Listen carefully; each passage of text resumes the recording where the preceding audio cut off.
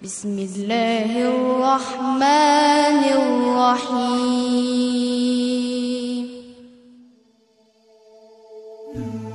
अस्सलामुअलैकुम दोस्तों, इस्लाम में मर्दों ने ही नहीं बल्कि औरतों ने भी अपनी बहादुरी और शुजाअत के झंडे बुलंद किए हैं। औरतों ने भी बहादुरी और शुजाअत मैदान जंग में दिखाए, जिनकी बहादुरी की मिसाल तारीख़ इस्लाम में सूरज की तरह रोशन है। इन्हीं बहादुर औरतों में एक इस्लाम की बहादुर बेटी उम्मुल हबीब भी है, जिनकी बहादुरी तारीख़ इस्लाम में हमेशा रोशन रहेगी। इस लड़की की बहादुरी ने शहनशाह तैमूर को भी अपनी तरफ माइल कर लिया था। इस्लाम की मुजाहिदाना तालीम में मर्दों में ही नहीं बल्कि औरतों में भी कैसी जुराअत और शुजाअत पैदा कर दी थी कि इसका अंदाज़ा दुख्तर इस्लाम उम्मुल हबीब के हालात से बखूबी हो सकता है। यह खूबसूरत लड़की सुल्तान बायजीद यलदरम की फौज में लेफ्टिनेंट जनरल के ओहदे पर फाइज थी और इसने अपनी जुराअत व बहादुरी और हक गोई से मर्दों को भी हैरत में डाल दिया था। तुर्की फौज के जनरल अमीर यज़दानी को अपनी इकलौती बेटी उम्मुल हबीब की फौजी काबिलियत पर बड़ा फख्र था, क्योंकि यह कम उम्र में ही एक पुख्ता कार माहिर जंग बन चुकी थी। यज़दानी को कोई बेटा नहीं था, उसकी तमन्नाओं का वाहिद मरकज उम्मुल हबीब ही थी। इसलिए उसने लड़कों की तरह फनून जंग का इस लड़की को माहिर बना दिया था, और जिस लड़ाई में उम्मुल हबीब शरीक होती अपनी बहादुरी और शुजाअत से मैदान जंग में बड़े से बड़े हिम्मत वालों को हैरत में डाल देती। उम्मुल हबीब ईरानी नस्ल से ताल्लुक़ रखती थी। उसका पूरा खानदान पहले बुत परस्त था। जब उसके माँ बाप ने इस्लाम कबूल किया तो 14 या 15 साल की उम्र में यह भी मुसलमान हो गई, और इस्लाम की मुजाहिदाना तालीम ने इसकी जुराअतमंदाना फितरत को और भी चमका दिया।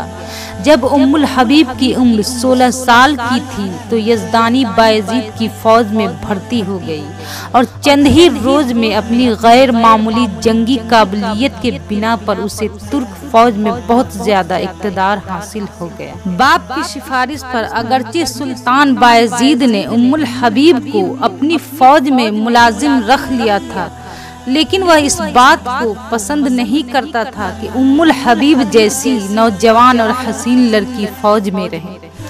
लेकिन इस लड़की की आल जंगी काबिलियत और बुलंद किरदार ने बायजीद पर यह बात रोशन कर दी कि उम्मुल हबीब बज़ात तौर पर बड़े से बड़े फौजी एजाज की मुस्तहिक है। उम्मुल हबीब ने आला फौजी ओहदे से सरफराज होने के बाद न सिर्फ अजीमुश्शान जंगी कारनामे अंजाम दिए, बल्कि यह भी साबित कर दिखाया कि एक जवान और खूबसूरत मुस्लिम लड़की दिन रात सिपाहियों में घिरे रहने के बावजूद किस तरह पाकबाज रह सकती है। लेकिन उसे बस यही धुन सवार थी कि वह मैदान जंग में जान की बाजी लगाती रहे।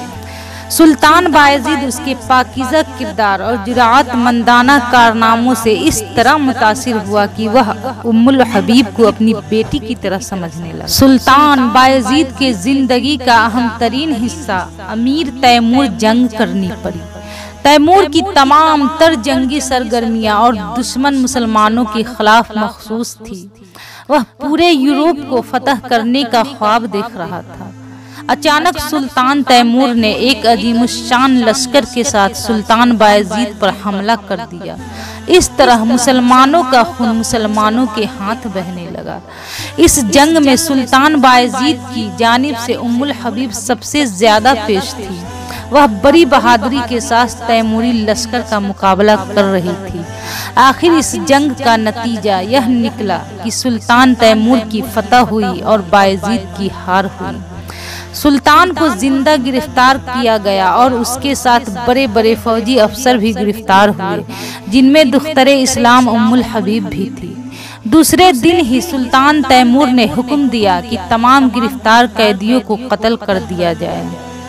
उम्मुल हबीब को जब यह मालूम हुआ कि उसका और उसके साथियों के कत्ल का फैसला हो चुका है तो उसने यह ख्वाहिश जाहिर की कि कत्ल से पहले उसे तैमूर के सामने जाने की इजाज़त दी जाए। अरकान सल्तनत की सिफारिश पर उसकी यह दरख्वास्त मंजूर कर ली गई।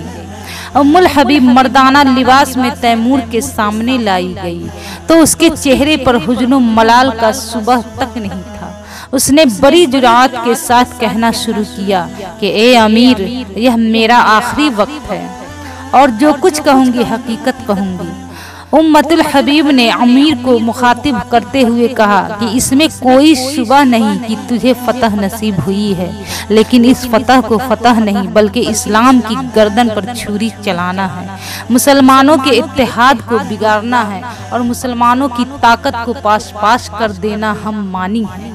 उम्मुल हबीब की इस तकरीर से अरकान सल्तनत हैरान थे, क्योंकि वह तसव्वुर भी नहीं कर सकते थे कि कोई भी शख्स ऐसे खूनख्वार बादशाह के सामने कुछ बोलने की हिम्मत कर सकता है।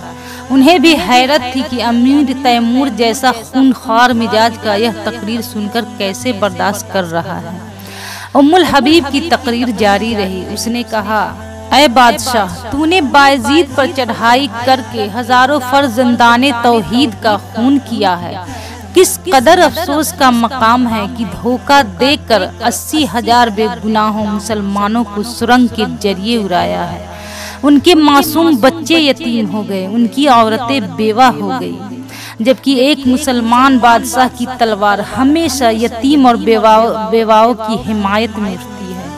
ऐ बादशाह, तुझे यह भी नहीं भूलना चाहिए कि इस्लाम की जानिसार तुर्क थे, जिन्होंने यूरोप में इस्लाम की फतह का झंडा फहराया और कुफरिस्तान में नाराए हक बुलंद किया। तूने उन सब को मार डाला।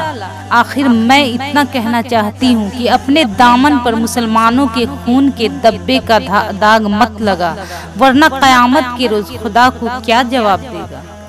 इस बहादुर लड़की की तकरीर का तैमूर पर यह असर हुआ कि उसने तमाम फौजी अफसरों को आज़ाद कर दिया और खुदा से अपने गुनाहों की माफ़ी मांग कर दरबार से उठकर चला गया। दोस्तों, देखा आपने, इस्लाम की बहादुर बेटी की तकरीर से खूनख्वार बादशाह का दिल भी पिघल गया। हमें भी चाहिए कि हम हर मुसीबत का सामना डट कर और बहादुरी के साथ करें। तो वीडियो अच्छा लगा हो तो प्लीज़ हमारे चैनल को ज़रूर सब्सक्राइब करें और बेल नोटिफिकेशन को भी ऑन कर दे और ज़्यादा से ज़्यादा शेयर करें और लाइक करें। शुक्रिया।